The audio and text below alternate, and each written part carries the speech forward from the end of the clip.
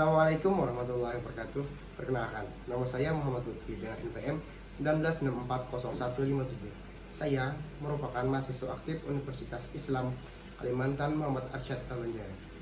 Di sini saya akan sedikit menjelaskan tentang mata kuliah metodologi penelitian, tentang penelitian dan pencarian kebenaran. Langsung saja kita ke pembelajaran utama. Langsung saja ke pengertian penelitian dan pencarian kebenaran. Dalam mencari dan menemukan kebenaran, manusia menggunakan setidaknya 3 bentuk pendekatan.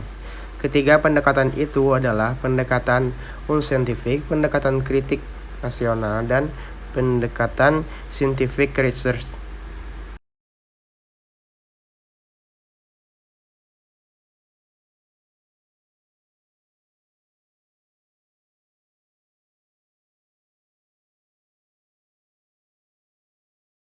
Berikut ini manfaat, tujuan, dan penelitian.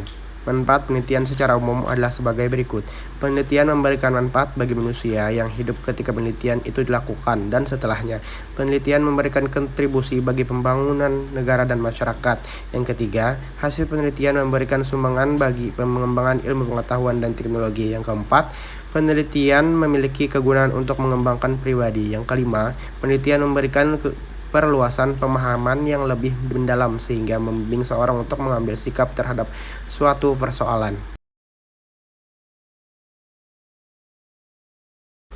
Berikut ini tujuan penelitian menurut Sudarto adalah sebagai berikut. Yang pertama, menginventarisir data yang masih terpencar baik secara implisit maupun eksplisit. Yang kedua, menyempurnakan kembali penelitian yang pernah dilakukan oleh peneliti terlebih dahulu.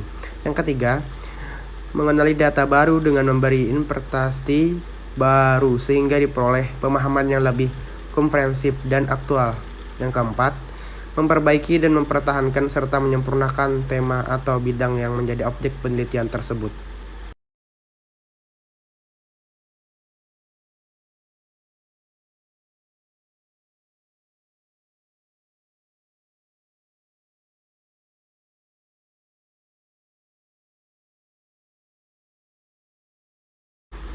Ini jenis-jenis penelitian. Yang pertama, menurut penggunanya. Yang pertama, penelitian dasar atau penelitian murni. Yang kedua, penelitian terapan. Dan ini menurut metodenya. Yang pertama, penelitian historis. Yang kedua, penelitian filosofis. Yang ketiga, penelitian observasional. Yang keempat, penelitian eksperimental. Dan setelah ini menurut sifat permasalahannya. Yang pertama, penelitian historis. Yang kedua, penelitian deskriptif. Yang ketiga, penelitian perkembangan. Yang keempat, penelitian kasus. Yang kelima, penelitian korelasional. Yang keenam, penelitian kausal komparatif. Yang ketujuh, penelitian eksperimental. Yang kedelapan, penelitian dan tindakan. Yang ini menurut jenis dan datanya. Penelitian kualitatif. Yang kedua, penelitian kuantitatif.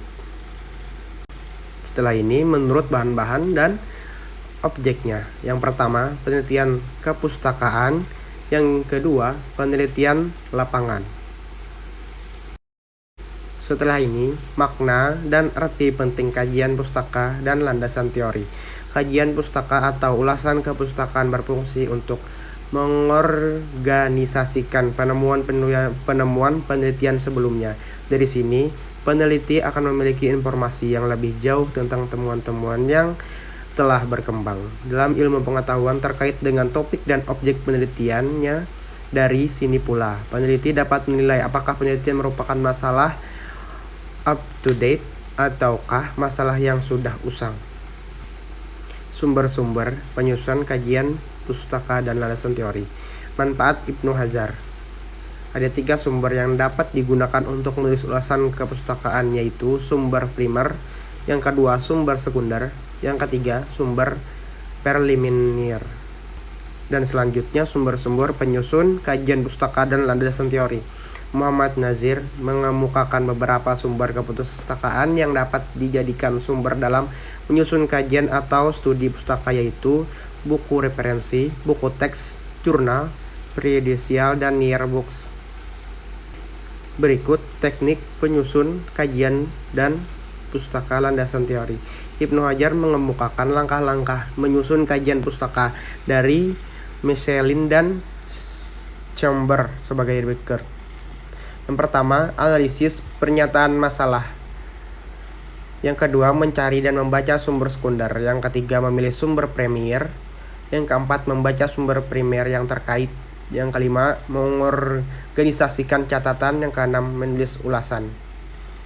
Dan ini kesimpulannya. Yang pertama, penelitian memberikan manfaat bagi manusia yang hidup ketika penelitian itu dilakukan dan setelahnya. Yang kedua, penelitian memberikan kontribusi bagi pengembangan negara dan masyarakat.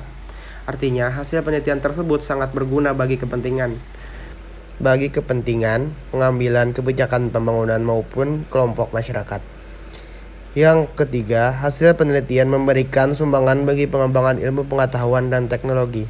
Yang keempat, penelitian memiliki kegunaan untuk mengembangkan pribadi. Artinya, hasil penelitian mampu mengantarkan seseorang ke arah pendewasaan diri berpikir. Hanya itu yang dapat saya sampaikan. Salah hilap mohon maaf. Wassalamualaikum warahmatullahi wabarakatuh.